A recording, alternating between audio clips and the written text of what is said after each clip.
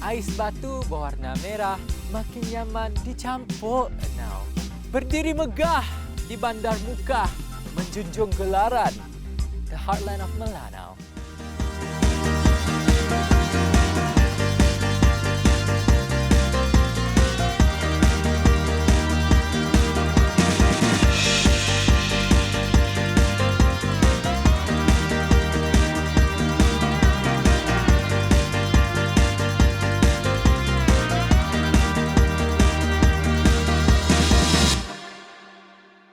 Assalamualaikum wahai usahawan-usahawan yang kami hormati. Bertemu lagi kita dalam rancangan yang menceritakan suka dan duka seorang usahawan ya. Tok adalah Keringat Usahawan. Kami host kita Yusuf dan kami masih lagi berada di Mukah. Sebab apa? Senang je. Sebab kami belum ada puas nak berkenalan dan bersusih dengan usahawan-usahawan yang berada di Mukah Tok. Pertama sekali kita mau ke mana lagi lah? Nang dah kerjaan lain. Kali itu kita akan krop makan keropok hasil air tangan Puan Mariam.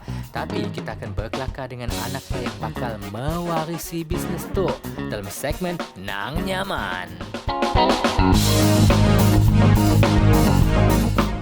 Assalamualaikum. Waalaikumsalam. Ya Rabbi, apa khabar kita dek? Khabar baik. Puan Fatihah. Itu adalah kopok-kopok yang dah ready untuk dijual lah. Okey, kelak goreng sikit untuk kami boleh? Okey, boleh. Tapi sebelumnya kita pergi kelakar lah. Sini kita boleh kelakar. Atas lah. Atas. Okey. Lead the way. Baiklah. Okey, boleh. Yelah, diimpun.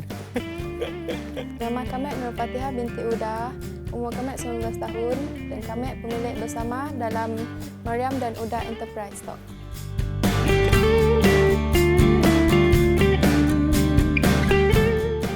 Dah lebih daripada 10 tahun bisnes stok diwarisi dari nenek mak bapak kami dan mereka sidak duanya meneruskan bisnes stok sampailah kini. Start dari kami umur 10 tahun dari kami membantu mak bapak kami dari segi menjemur, ngolah kopok, timbang dak bawang apa semua.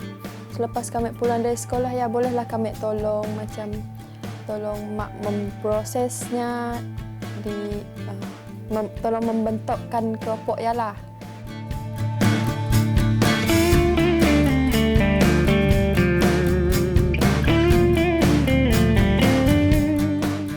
Proses dari mula-mula memproses keropok ianya ikan, tepung, bawang dengan dak rasa ialah ia dicampur sikit dalam mixer, orang panggil orang tunggah mixer. Dan bilanya dah jadi macam adunan, kami akan bentukkannya, masukkannya dalam pengukus. Bila dah masak ya, biarkannya sejuk, dicelup, masukkan ke dalam frozen. Biarnya semalam pagi ya keluarkan, potong bila hari panas. Jemur, bila dahnya jemur ya 2 hari, memerlukan 2 hari yang panas untuknya kering rangup. Di orang order yang boleh macam 5 ke atas lah, 5 kilo, 10 kilo macam ni ke atas bila sehari orang beli. Bila dah yang dihantar ataupun dikirim pakai bas. Sehari ya 10 kilo, 1,000 lebih duit macam ya.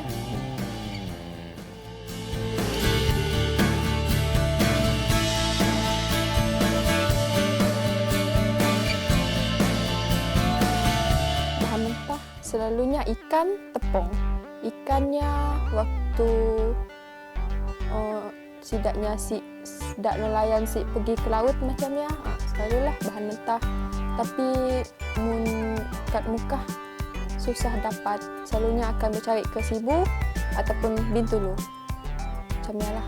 Mun kat Bintulu ikan yang dah diproses, dah diisi, inya akan isi ikannya dapat di Bintulu. Mun ikan selalunya ikan parang macamnya kat Sibu selalunya dapat. bila cuaca ya hujan, kami orang susah untuk menjemur keropok yang dah diproses ya. Menyebabkan keropok berkulat. Bila dah keropok yang berkulat, terpaksalah kadang bila keropok yang sikit dapat nak diselamatkan, terpaksalah keropok yang di-reject. Ada nak bagus, boleh dijemur. Bila nak si bagus ya kami orang terpaksa buang. Mesin pemotong keropok selalunya punya rosak yang akan di-repair dulu lah, tapi selalunya akan tunggu beberapa hari, ataupun kami orang dalam waktu nak motong yang rosak, kami orang akan pinjam pemotong orang kat sebelah.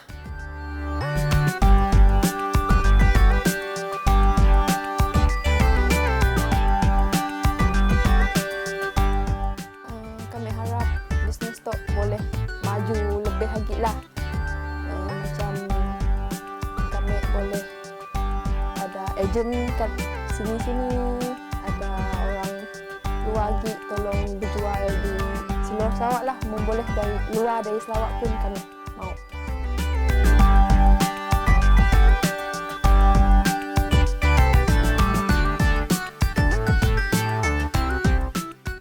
Toklah keropok dah digoreng. Wow.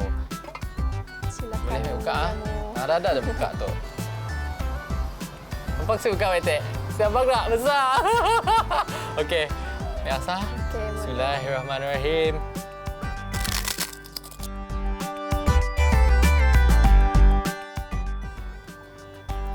Ya, rengup, besar dan nyaman. Okey, Puan, terima kasih banyak-banyak kerana sudi menyaji kami dengan keropok yang besar muka. Tutup sagi ni, Tek. Dan sebelum kita berpisahlah, kami ada sedikit cenderah hati untuk kita sebagai tanda bahagian kita dah berkongsi cerita dengan kami orang tadi. Terima kasih sudi mendengar.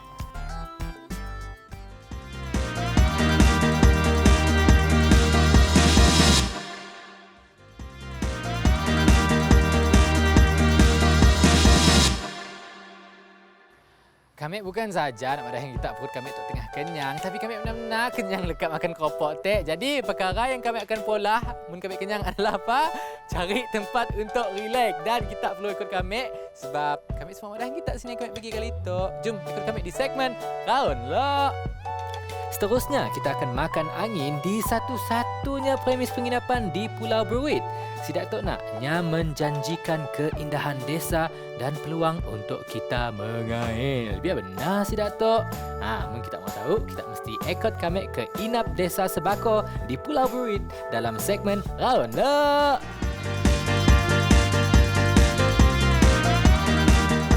Saya Encik Ahmad bin Haji Dahari, berumur 52 tahun lah. Saya berasal daripada Kampung Sebakau, Kampung Sebako lah. And then saya adalah merupakan pemilik ataupun di sini saya berjawatan sebagai pengarah urusan untuk Inap Desa Kampung Sebako ni lah.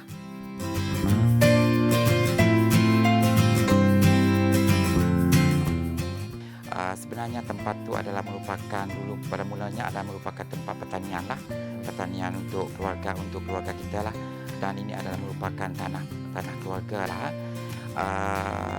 Sebenarnya tempat ni adalah merupakan cetusan idea yang di-showkan oleh kedua orang tua saya lah. Cetusan idea tu merupakan cetusan kedua orang tua lah secara langsungnya. Maka tempat tu adalah merupakan tempat di mana tempat keluarga kita bercucuk tanam lah dulu pada mulanya. Okey. Jujurnya kami memandang dengan kita lah. Sebenarnya projek yang kami pola tu bukanlah projek untuk mendapat keuntungan daripada segi pelaburan yang telah dibuat, tapi lebih kepada kepuasan dan hajat niat untuk mencapai tempat yang seperti itulah, seperti mana yang diidamkan oleh kedua orang tua kami.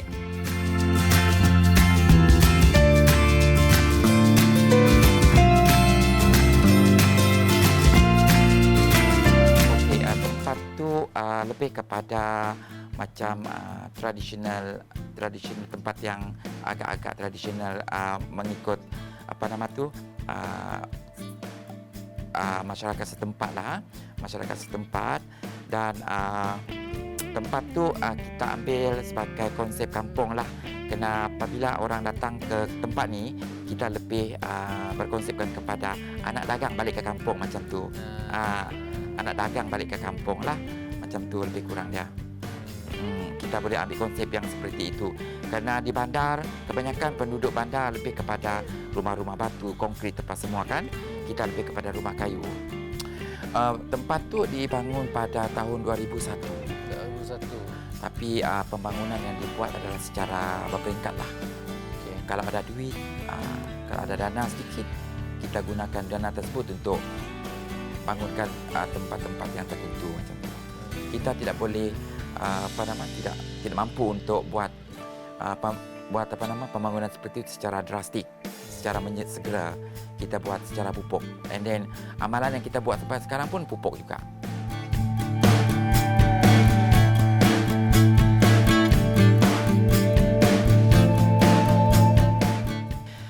Cabaran yang kami hadapi itu ada beberapa perkara lah.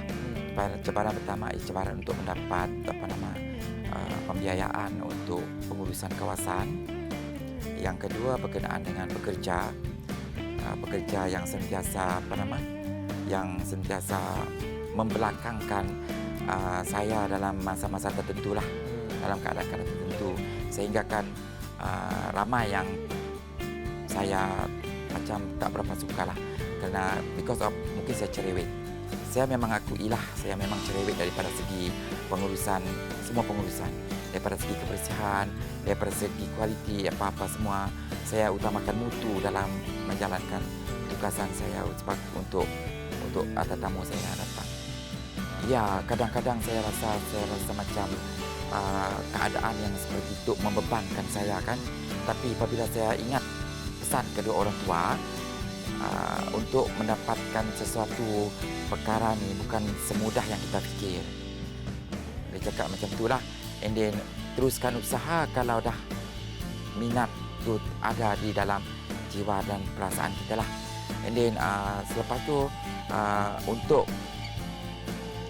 berhenti daripada ataupun macam bosan dengan kerja-kerja seperti ini. Saya rasa memang tidak ada bosan lah. Saya seronok dengan keadaan yang seperti ini. Kenapa semakin hari saya rasa semakin saya ingin melihat sesuatu yang indah macam tu, sesuatu yang cantik di mata saya, semampu yang saya dapat usahakan. Seandainya arwah mak dengan bapak saya masih hidup, mungkin mereka bangga dengan apa yang ada sekarang lah. Tapi Tuhan lebih menyayangi mereka untuk kembali awal, dan hanya doa sajalah untuk saya sampaikan kepada mereka. Dan mungkin mereka dapat melihat jugalah kejayaan yang saya capai sekarang lah.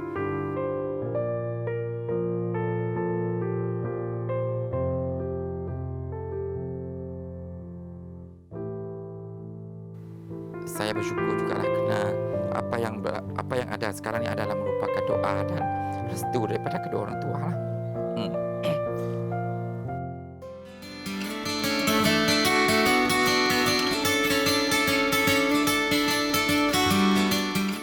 Okey, untuk setakat tu lah kita ada mempunyai beberapa bilik lah. Okey, untuk rumah kecil yang kita panggil chalet lah. Kita ada 4 ya. 4 itu saja yang kita mampu lah. Tapi yang mempunyai bilik dan bilik tandas apa semua. Dan kita ada juga ruang untuk bilik utama, rumah utama sebagai ruang kepada penginapan juga, yang kita jadikan sebagai penginapan tetamu yang datang.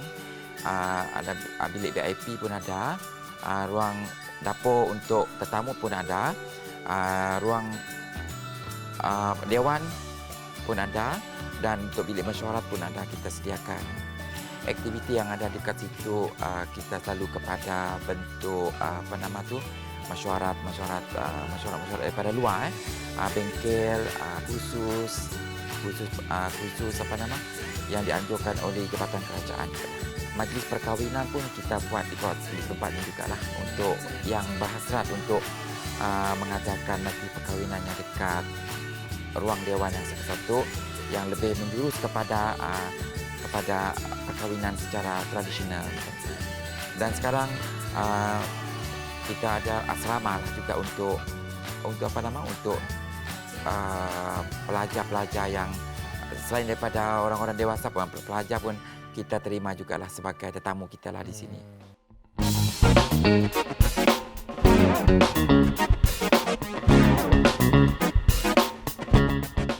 Okey, plan untuk tempat tu kita lebih mengupgradekan lagi beberapa perkara yang rasanya kurang lah untuk tempat kediaman.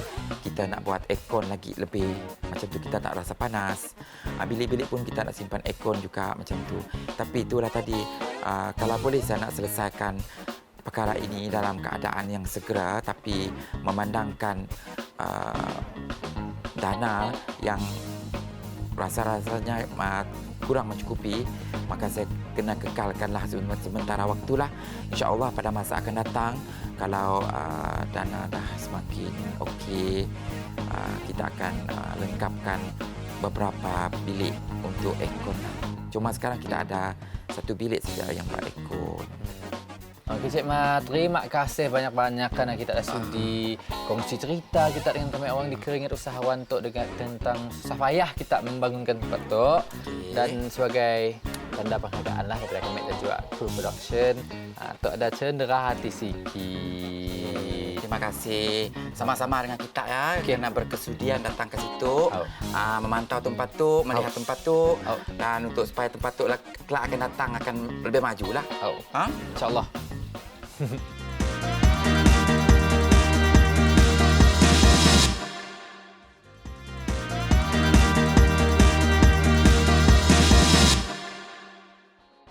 Dan episod Tok kita ada lagi seorang yang berhijrah dari Kuching ke Mekah demi menjayakan impiannya. Puan Normah lemah lembut orangnya, tapi disebabkan kekentalan semangatnya, dia telah berjaya buka empire-nya diimpun di Mekah. Nyato adalah personality kita untuk inspirasi kami episod Tok.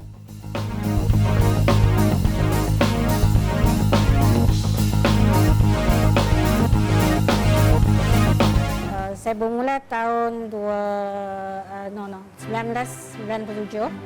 Start bisnes jual orang bisnes kecil-kecil, orang kumpul duit, orang ada jual bermasak, ambil kantin di sekolah banyak.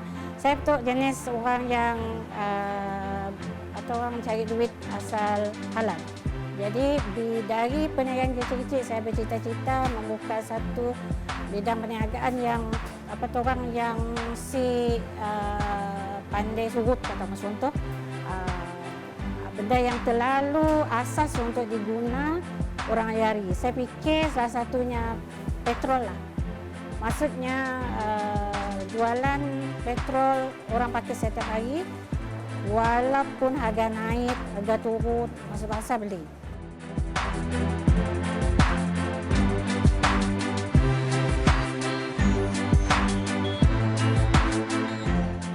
Saya terfikir bila ada modal sikit, saya fikir satu benda aja. Bila kita ada duit, kita simpan dalam bank, sikkan bawa kita mati kan. Tapi bila kita buka sesuatu yang boleh beri orang rezeki, kita beri pekerjaan dengan orang yang satu orang benda yang boleh kita ambil pahala lah kan. Jadi ya ajak kita bawa mati. Jadi bila benda macam ni saya kita nak bersedekah pun mungkin hanya mampu untuk sehari. Tapi bila kita beri rezeki dengan orang, kita berusaha dengan sungguh-sungguh, alhamdulillah kita sama-sama berkongsi rezeki dengan apa yang kita usahakan. Contoh dalam di zona kafe, catering service dan petrol station. I am truly grateful to be her daughter. She has been raising me with a lot of love. And then apa yang kalau orang adik-beradik minta pun she tries her best to beri, even though sometimes permintaan kami orang pun lampau je lah benda fikir balik. Tapi apa-apa pun I'm truly grateful, and then apa yang dia beri ya I will try my best to give back.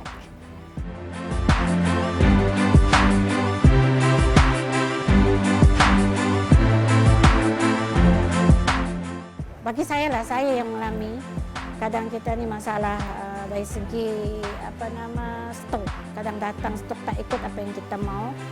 And then pas ya saya jenis orang yang perfectionist. Jadi maksudnya saya juga bukan masalah dari segi nak dapat pekerja, tapi masalah saya gini saya nak buat pekerja ikut cara saya. Itu masalah. Jadi sebab niat saya satu, bila pekerja dengan saya nak dia orang one day dia ikut cara saya. Maksudnya dia at least dia orang ada ilmu untuk mungkin suatu masa satu ketika dia orang ada modal nak buka bisnes, sekurang-kurang dia orang belajar sesuatu dengan saya. Tapi ada bila saya tengok dia orang sambil lewat kerja, itu yang kadang saya buat sedih. Tapi apapun saya kena bangkit.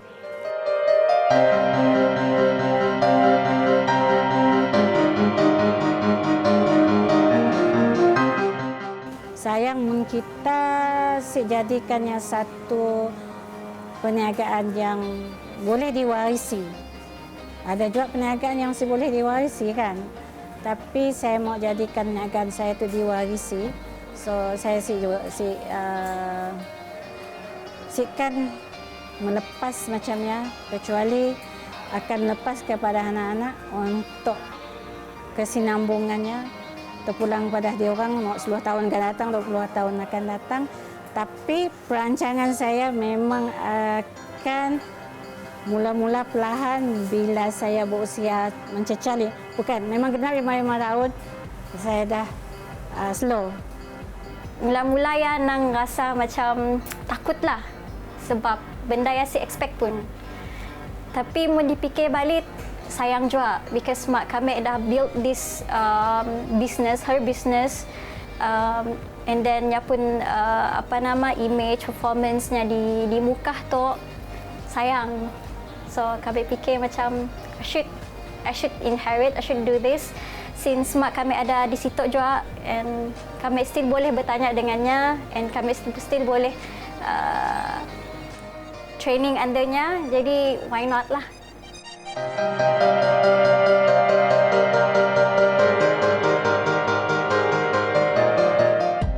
Satu benda yang kekuatan saya selalu memandang setidaknya kena ada minat. Kena ada minat. Contoh, kalau kita kurang minat, bukan jak bidang mengajar, kita akan buatnya sambil lewat, cari ilmu. Kan? Orang sekarang ada nak supaya belajar khusus seni nak dianjur oleh dari jabatan-jabatan mana-mana jabatannya, banyak jabatan yang khusus. Kita dah belajar. Kena.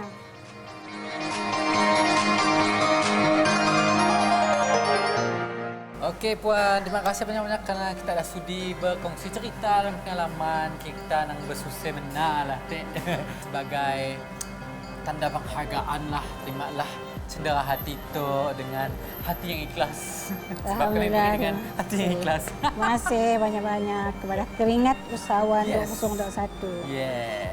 Okay. Semoga berjaya Kak. InsyaAllah, terima kasih.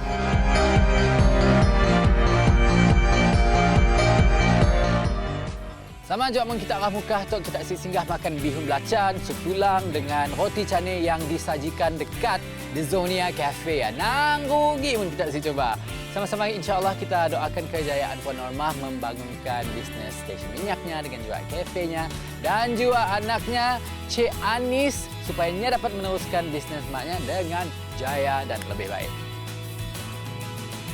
Yang pastinya bila kita menyenangkan hidup ibu bapa kita nak, urusan kita di dunia itu akan menjadi lebih senang insya-Allah. Jadi berbaktilah kepada ibu bapa kita selagi dan masih hidup Sebab di sebalik kejayaan yang kita kecapi dalam hidup Tok Nak adalah doa setidaknya. Baik.